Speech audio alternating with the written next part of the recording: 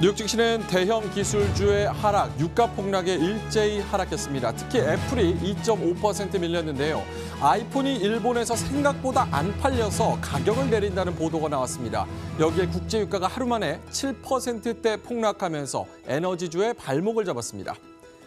자, 유럽연합 정상들과 메이 영국 총리가 만나서 브렉시트 합의문에 공식으로 서명을 했습니다. 하지만 영국 의회에서 합의문을 받아들이지 않고 있어서 난항이 예상되는데요. 한 부부가 이혼해도 조건이 까다로운데 국가연합은 오죽하겠습니까? 아무튼 이로써 영국은 3월 29일에 EU를 의무적으로 탈퇴하게 됩니다. 미국 소비자들이 블랙 프라이데이에 또 지갑을 시원하게 열어 제꼈습니다. 온라인으로만 역대 최고인 약 7조 원어치를 소비했는데요. 특히 구매 주문 중 3분의 1 이상이 모바일로 이뤄져서 스마트폰 쇼핑이 대세인 걸 확인시켜줬습니다. 국제유가가 기름칠한 듯 쭉쭉 미끄러지고 있습니다. WTI는 10월 고점 대비 31% 넘게 떨어졌고 영국 브렌트유는 1년 내 최저치를 기록했습니다. 트럼프 대통령이 유가를 낮추자고 사우디와 산유국에 땡큐를 연신 보내고 있는데요. 하지만 유가가 낮아지면 자국 경제도 추락하기 때문에 산유국들은 난감한 상황에 몰렸습니다.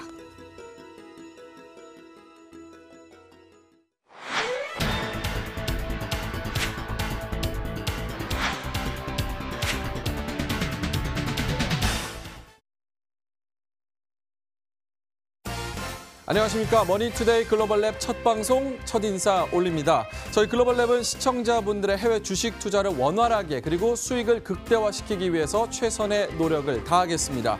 해외 명문대 출신의 빰빵한 출연진 등과 함께 실전에 능한 베테랑 전문가들이 여러분을 위해서 매일매일 최선을 다해서 노력을 할 테니까 믿고 따라오셔도 좋을 것 같습니다. 자, 11월 26일 월요일 글로벌랩 첫 방송 시작을 할 텐데요. 뉴욕 3대 지수부터 먼저 알아보도록 하겠습니다. 뉴욕 3대 지수 지난주 금요일 날 블랙 프라이데이를 조기 폐장했습니다. 오후 1시에 마감을 했는데요. 약세였습니다. 8년 만에 최악의 블랙 프라이데이를 보냈다라는 평가가 나오고 있는데요. 문제는 대형 기술주들 그리고 유가의 급락이었습니다. 아까 헤드라인 보시면 아셨겠지만 7%대 급락하면서 오늘 뉴욕 3대 지난주 금요일 3대 지수가 0.7%, 0.5%가량 약세권에서 거래를 마쳤습니다.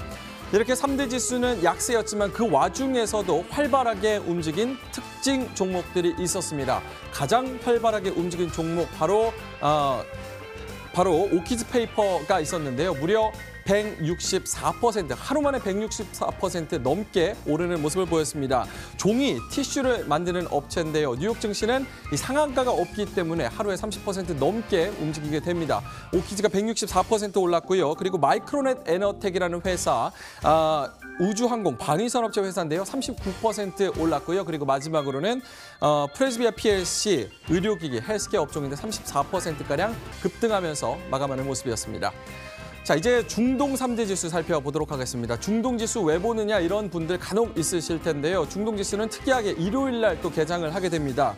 우리나라 입장에서는 월요일에 코스피, 코스닥 시장에 앞서서 선행 지표, 이 시장의 분위기를 살피는데 어느 정도 도움을 줄 수 있을 것으로 예상을 하고 있습니다.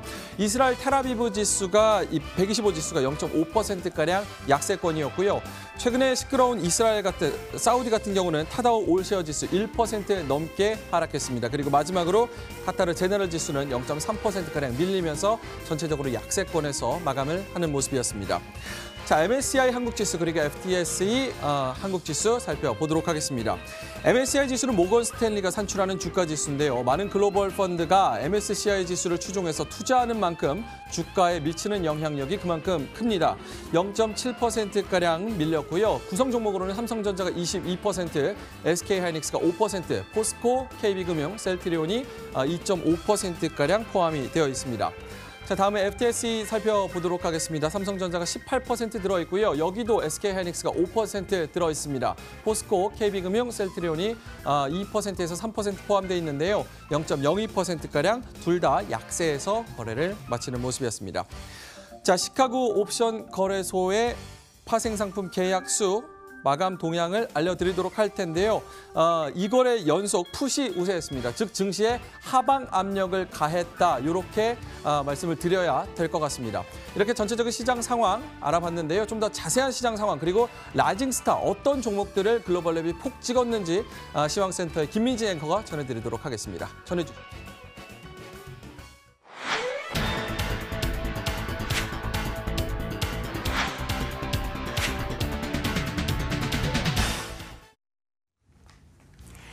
안녕하세요. 오늘 첫 인사드립니다. 오늘부터 저와 함께 글로벌 시황에 대해서 조금 더 자세하게 살펴보실 텐데요. 지난주 금요일장에서 현지 시간으로 어떻게 마감이 됐는지 하나씩 살펴보도록 하겠습니다. 먼저 미국 증시 확인해 보도록 하죠. 가장 전 세계 시장에서 영향력이 크다고 할 수 있는 게 미국 증시. 우리나라 입장에서도 절대 무시할 수가 없는 것이 바로 이 미국 증시인데요. 미국 증시 같은 경우는 지난주 금요일장에서 일제히 하락으로 거래 마감이 됐습니다. 전반적인 시장의 분위기로 봤을 때 호재보다는 악재에 조금 더 시선이 몰린 상황이다. 이렇게 보시면 될 것 같은데요.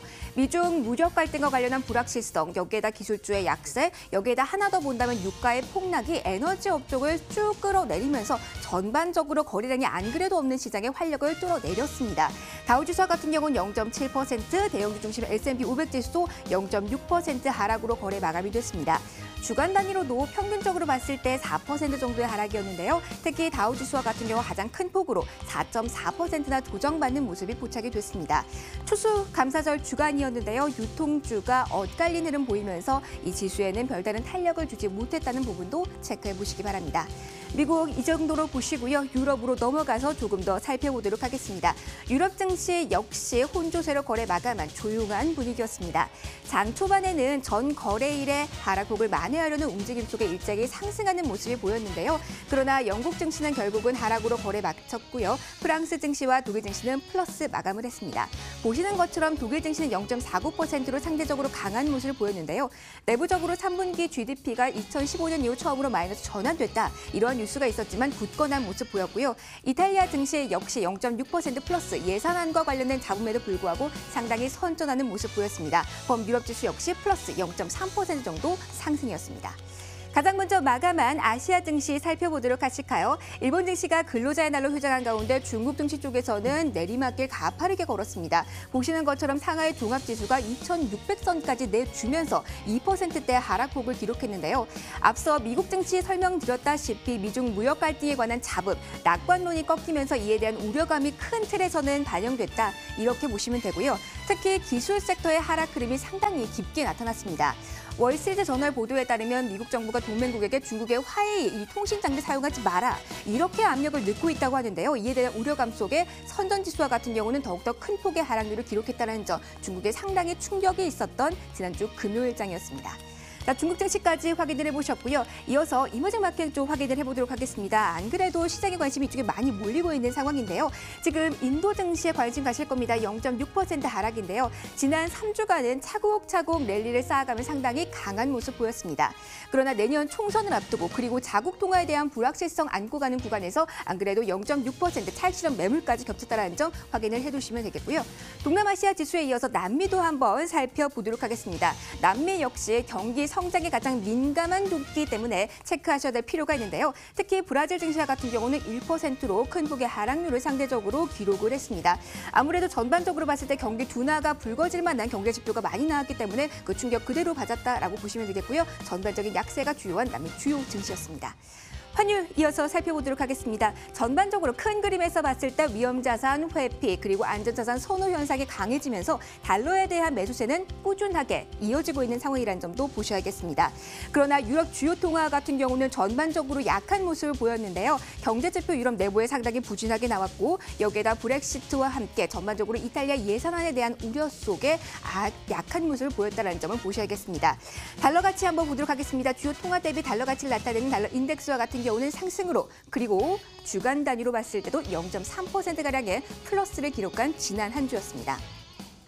마지막으로 유럽 확인해 보도록 하겠습니다. 유럽과 같은 경우는 마지막으로 유가 확인해 보도록 하겠습니다. 유가 같은 경우는 아무래도 지난주에 가장 많이 이야기가 나온 부분이 유가가 아닌가 싶은데요. WTI 7.7%나 폭락한 흐름 나오면서 전반적인 시장에 어두운 분위기를 드리웠습니다. 브렌트 역시 하락하는 흐름이 나타났는데요. 앞으로 계속해서 이러한 잡음이 있을 것으로 예상이 되고 있습니다. 사우디와 오페크 같은 경우는 말하기를 감산을 할 것이다. 이렇게 계속 시장에 언급을 하고 있지만 트럼프 대통령과 같은 경우 유가 더 내려야 된다, 더 낮춰야 된다 이렇게 계속 압력을 가하고 있는 상황이기 때문에 이러한 불협화음은 당분간 이어질 것이라 이렇게 보여지고 있습니다. 시장에서는 전반적인 시장 공급, 초과 공급에 대한 우려까지 나오고 있다는 점 보셔야겠습니다. 제가 전반적인 상황을 쭉 확인해 보셨습니다. 자, 전반적인 큰 이름 보셨으면 이제 좀 더 자세하게 들어가 보셔야겠죠. 종목별 특징주들은 어떻게 있었는지 김희욱 소장과 함께 알아보도록 하시죠.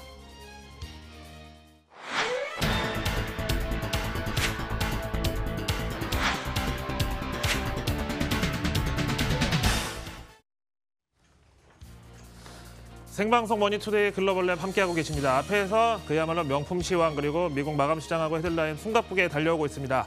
자, 요새 해외 주식 투자가 워낙 붐을 이루다 보니까 이 시중에 야매 전문가들이 워낙 판을 쳐서 이렇게 저희가 출동을 하게 됐네요.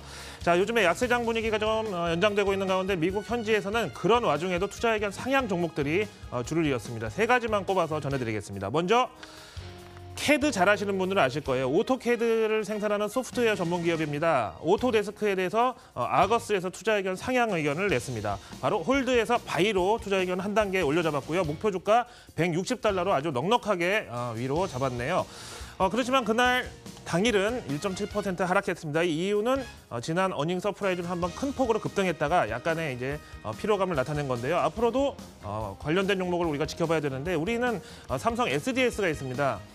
아시는 대로 삼성 SDS도 여러 가지 소프트웨어를 국산화하려고 여러 번 시도를 했었다가 조금 좌절되긴 했지만 그런 면에서는 사실 선진국 기술이 더 좋다는 건 누구나 알고 있는 사실이죠. 다음 투자 의견 상향 종목입니다.